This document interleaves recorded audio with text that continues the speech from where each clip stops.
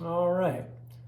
For those of us that were born without a ton of charm and the ability to just walk up to women and make them your girlfriend, uh, without the extroversion or the older brother that taught you the ropes or whatever that natural charm is that some men have, or the pretty face, or whatever it takes. For those of us that were born without that, there's a process of learning how to get past fears and walk up to women, start conversations, eventually get phone numbers. And before you can do that, it's pretty painful to be lonely. It sucks to be alone, and it's painful when you don't know how to cross that gulf and meet women.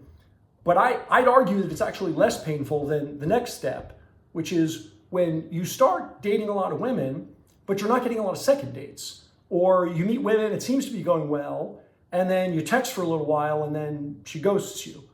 Or, and that's bad, but it's actually getting worse if you go out on a couple of dates and then after a few dates, all of a sudden she's not interested and she ghosts you, or she doesn't want to see you anymore. That's, I would argue, more painful. And instead of just, oh shucks, I had a bad night, that can mess up your week. You can be like, why? I thought it was going good. And especially if you do think it's going good and you really like her, and all of a sudden she's not interested. And that's actually a whole lot less painful than what happens next, which is you've been seeing each other for a little while, and maybe you've even had sex. Maybe you had sex on the first date, or maybe it's been a while and you start having sex and you're thinking, wow, this is great. We're having so much fun. And all of a sudden, she's not interested anymore. And you are constantly scrambling for your, I hate to use the word power in the relationship, because I don't think it's really about power, but there is this sense that you're trying really hard to get her to like you and keep her liking you, and she's standing there going, I don't know if I'm interested in continuing this thing. And that's a horrible place to be. And then, of course, if you really are crazy about her, if you meet a girl and you're like, she lights you up, and you're telling your friends, man, we have so much fun together and it's so good, and then last night you had sex and she had all these orgasms and you feel like she digs you and it's going good, and then all of a sudden, oh, I'm getting back together with my ex, or whatever it is, she starts drifting away. And that can fuck you up for a year, right? It just gets worse and worse as your investment gets higher and higher, the more you like her.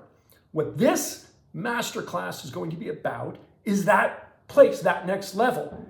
It's not about getting her phone number. It's not about getting a date. It may be a little bit about getting second dates. It's about that place of getting a woman to fall in love with you, or to at least see you as a guy who she's exploring that real possibility with. So there are certain things that are different, quite different. And in fact, some of the things that got you the dates have to really be rethought.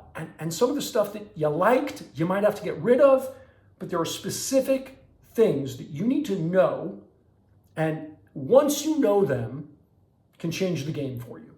Now, the stuff I'm going to teach is scary, by the way, just like it was scary when you first learned how to walk up to a woman and start a conversation. That first step of walking over and saying, hi, my name is Alex, is a big deal, and it's scary, and then you get used to it, and that's not scary anymore. Well, welcome to the new fear zone, because this piece of being able to enmesh your heart with somebody else is super dangerous. Like I said, if you start to really think, wow, this girl's amazing, I could see, the old thing of like, I could really see myself with her, and in return, you're not getting that signal back, man, that is agony.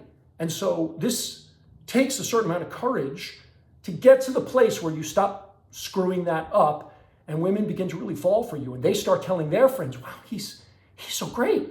And, and they start drawing their name.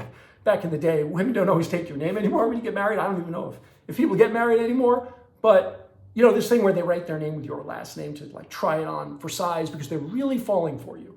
And they really feel like they could surrender their heart to you, surrender their lives to you, and of course, even further sexually surrender to you, to their deepest levels of trust. And to build this is a different thing. And it takes a certain amount of worthiness. We're going to talk about how to build that so that you can literally confidently go into a dating situation where you'll have the choice, where she'll be the one like, oh, I'm so crazy about him. And you'll be like, I wonder if she's the one or the next one. And that, again, I hate to make it about power. That's not my gig. I know there are people that talk about that, and that's not what you're going to learn from me. But how to co-create something that makes her feel incredibly attracted, enmeshed, and surrendered to you. And to borrow, a kind of hackneyed cliche, that when she looks at you, she can see her unborn children in your eyes.